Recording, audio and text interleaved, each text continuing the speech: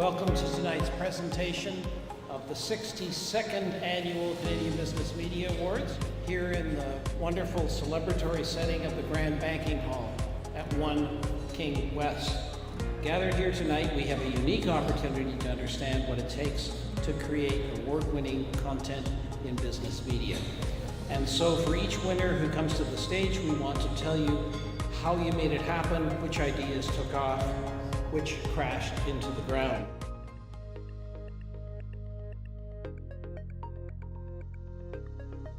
This particular cover, we were trying to express risk in a different way, like not trying to go to piggy banks and umbrellas, stacks of coins and that type of thing.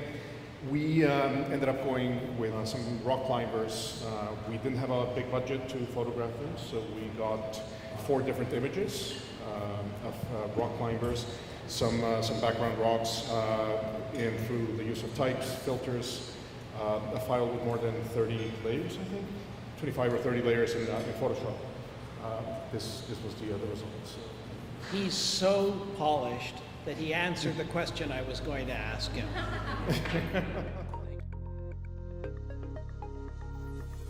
This is an outstanding cover image. Thank you. It looks as though the photographer captured it, all of this food hanging in midair. Were you there? What led to this concept? And can you explain from a technical standpoint how you arrived at this final product? Okay, DB, that's an interesting question, and I'm going to invite Fidel Pena to come up to explain that. I have always wondered how the hell they took that photo. I'm going to listen. Thank you, Leo, for trying to save me to do this. Michael Crichton is an amazing photographer, and he has amazing ways of doing this. I can't disclose all his secrets, but he has a lot of beautiful trade secrets. I was amazed at how, by using fish lines and different things, he can capture this in several shots, and it was composed later. But the idea was to show that this Campus Food Revolution was something really special, and we wanted to just give a visual impact. And that's why we went to him. We had the idea, we sketched it, and we knew he would be the photographer to get what we wanted. So they could have said it.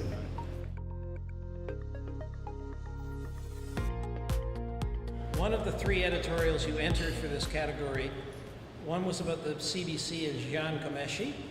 Another was about the hydro worker who was fired for inappropriate comments said on air directed at a sports reporter. And the last was about mental health and reference checks.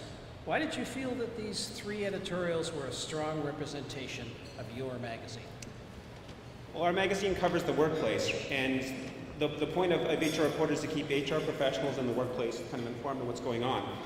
These were all kind of hot topics that were impacting the workplace that were making mainstream news.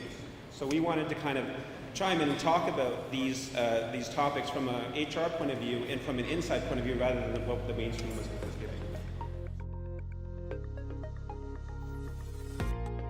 I have a question for you. Yes. Simons is based in Quebec. Yes. And I'm sure there was a chance many CPA readers outside of the province hadn't heard of the chain. Yes. How do you write about a subject or a topic that your audience might not be familiar with? A retail shop is something that everybody knows about, everybody can understand. So that's why we picked it. There's nothing special that can be written about it that people will not understand. This column introduces your audience to teachers who are doing remarkable work within their schools. What elements do you look for in deciding whom to feature? Who are remarkable teachers, and what do you hope your readers learn from it? What we do is we look for a broad range of people to profile. So we're looking at notable Canadians who resonate with our audience, and then we're also looking for diversity. And then we speak with them and we find out if they do have somebody inspirational to thank. And at that point, we basically tell their story, and we're really blessed to have spoken to some people who have really enjoyed a great educator in their life. So it's nice for our audience to read about that and to get inspired by them.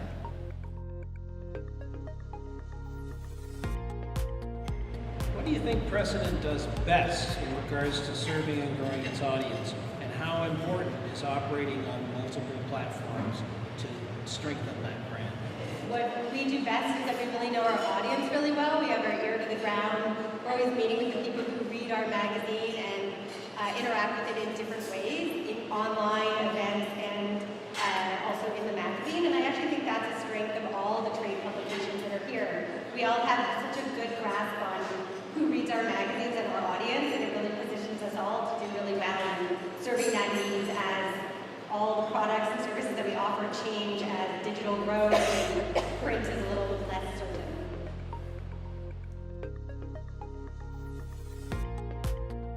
Subject that it's something we've all heard about, and we still have a lot of questions about it. What were the challenges you faced in having this piece written, and how did you overcome them? The main challenge we faced was finding the right kind of pictures. What we had to do was make it readable. It was it was written in a very, very technical manner, but we had to make it readable so that it would appeal to the majority of our readers, and that's the main challenge that we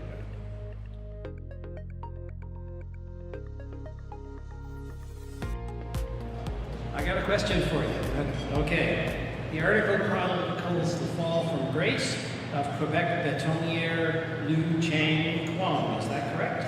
A story that has been widely reported on in the press. How did you take a new, fresh approach when covering a topic that has been the subject of extensive media coverage in the business press and in the mass media? I think what helped a lot is I had a lunch interview with Madame Kwong after the media press frenzy had died down, so I was able to add some new color and some new insights that perhaps haven't been talked about in the news media. And that's a good thing about the business press. You have a chance to go in depth with stories.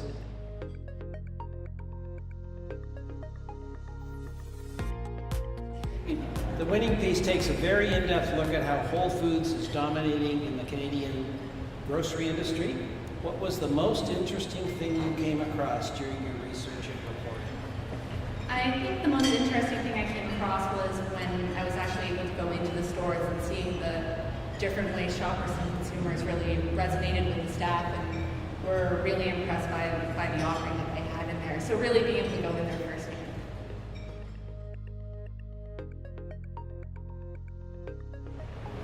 My question for you is that mad studies is an emerging interdisciplinary field that expresses a radical new voice in academia about madness.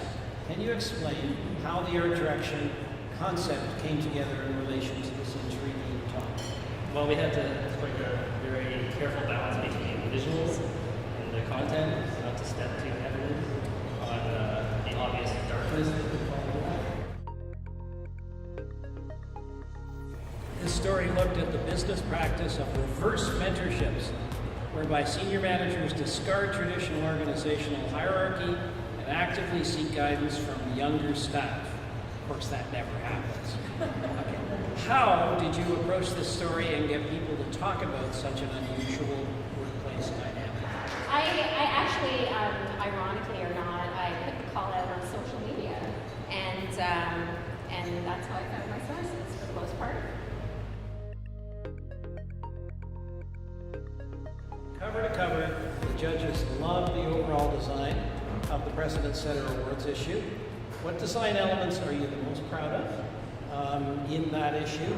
And as an art director, how does winning these awards validate your creative vision for President? It's a very collaborative process, and especially in this case, we're an outside studio in presence of one of our clients, so the close kind of clear communications and collaborations even more important. And in this particular issue, it's their annual awards issue, so the hard part is how do we portray lawyers in a more kind of lighter way that still honors the terrific work they do. So showing them playing ping pong, it's a hard thing to convince the client sometimes, but it worked out in there.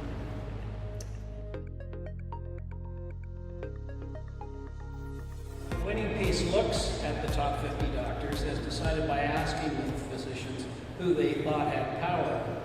This was an interesting way of conducting the list, and it's clear that extensive work was done to arrive at the final product. Can you please speak a bit about why you decided to take this approach, and also how you organized all the feedback that you Yeah, I guess because it is, power is subjective, so it was just a matter of literally saying, who else do you think has power? And then I was sort of keeping lists of that, and it was going around the process.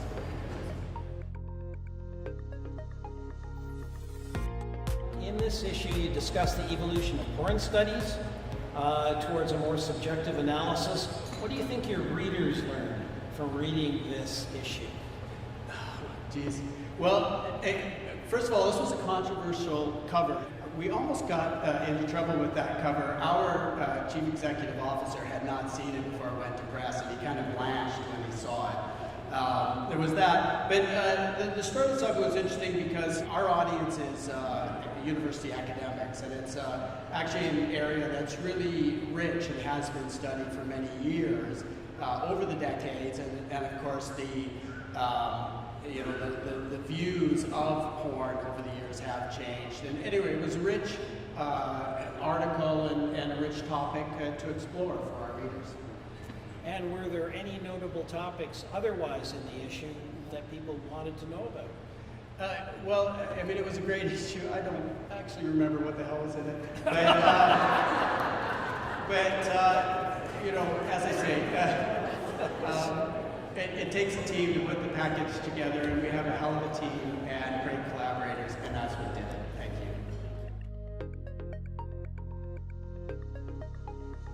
you. You've been a finalist for Magazine of the Year a number of times. What do you think stood out most about the marketing magazine in the past year that inspired this Canadian Business Media Award judges to name you the winner? Probably like a lot of people's industries, our industry is being turned completely upside down. It's a scramble to keep up, and I think we just had incredible writers and editors, illustrators, photographers who could keep pace with all that change, illustrate it well, and deliver it in a way that our readers, who are incredibly design savvy and literate, could appreciate. I think just our team knows how to deal with panic on a wide scale.